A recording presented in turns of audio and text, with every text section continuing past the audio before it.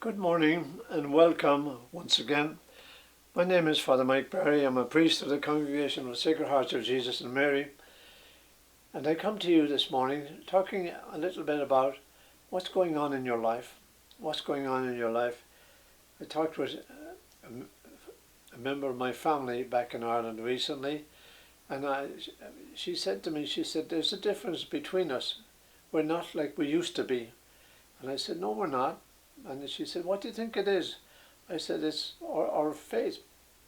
She said, you mean our religion? I said, no, it's our faith. I said, you're not Catholic. Yes, I am. Yes, I am. I said, you don't go to church? Well, I go Christmas and Easter. And I said, whoopee, wow, look at that. God is so pleased with that.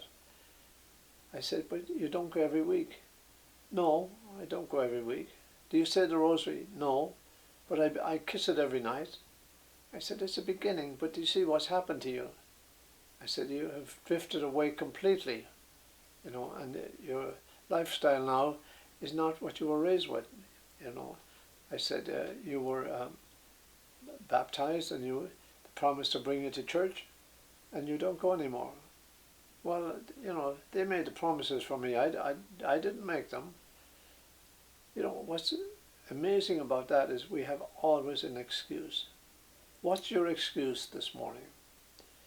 So I talked to somebody else and they said, my husband, he doesn't go to church, he doesn't pray. And he said, I don't follow any man. I don't follow any man. Jesus Christ was a man. I don't follow him. And I don't believe in all that stuff. And we have many marriages where one partner goes, the other does not. And to see, all of that stuff, those excuses are being fed. They're being fed, when the rubber meets the road, they're false. They're lies, they're lies. And our lives are dominated by lies all the time. I don't need that. I hear it said quite often. I don't need that.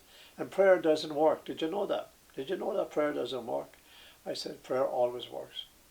Well, I prayed for this and I didn't get it. I said, what you prayed for was not in God's will. How do you know God's will? I said, well, look at the Ten Commandments. You're praying and you're, you don't believe it. You're praying as if prayer was a charm, a magic charm that will work now and then otherwise.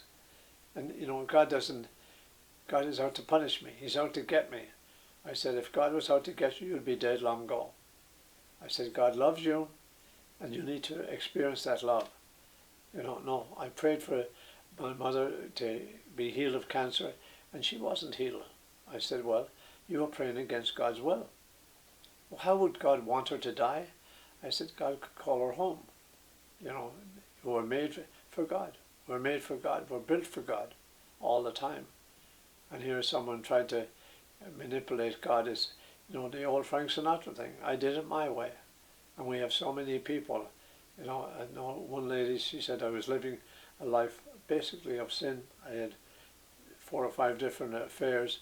And she said it dawned on me that, I'm married and who am I hurting? I'm hurting myself. I'm hurting myself, with the excuse of, this is a good life for me. And it wasn't a good life. Our life is in God. Our life is in God all the time.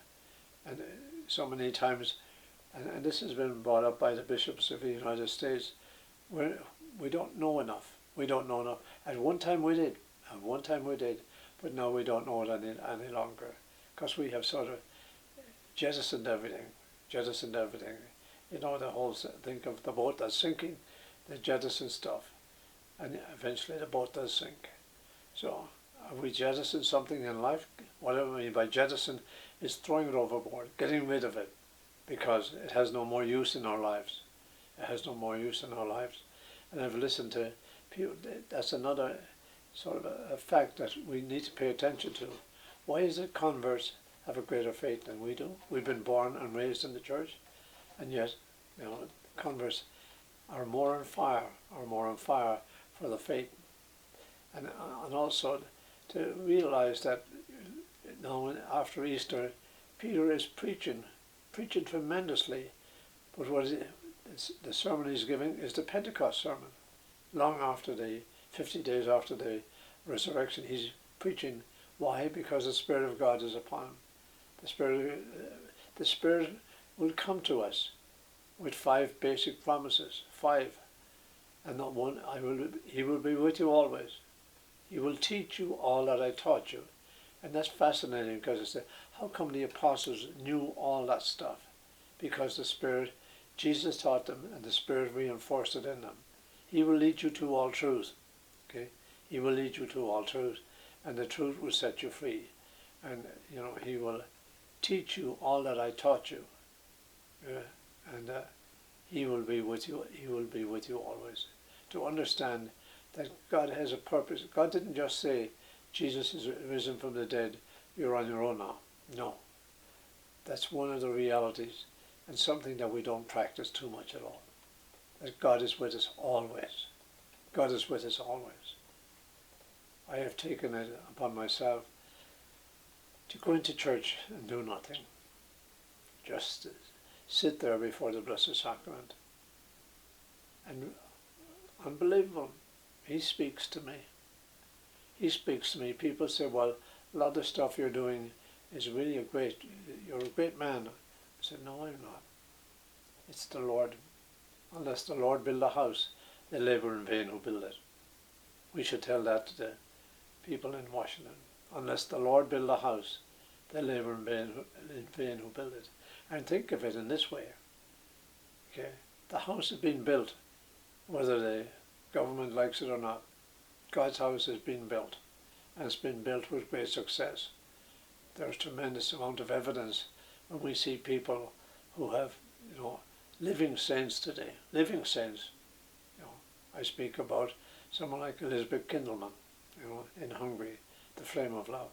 I speak about Father Damien, priest of Molokai, leper priest of Molokai, who went off there and abandoned himself to the lepers, who didn't like it at the beginning. The smell was terrible, who got to love the lepers, who preached to his people a year before he died. We lepers, he had leprosy. That's a terrible thing to pay the price for. But he's a saint today. He's a saint today because he lived God's life. He lived God's life. Whose life are you living? Are you living your own life? Are you living your own life and continuing to success? Or is God living with you?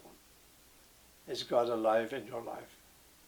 God is alive in your life. The first person to benefit that is yourself. Yourself. Because you'll know his love. You'll know his love. It cannot be measured. When I think of my own life, many times, that I just pray to God. Prayer always works. Built for God, you need to be praying. So think of it in that way. God isn't finished with you yet. God isn't finished, and you may be finished with God. It's time to reverse. Flip the coin the other way, and be close to God. Be close to God and His Blessed Mother. I thank you, and may God bless you.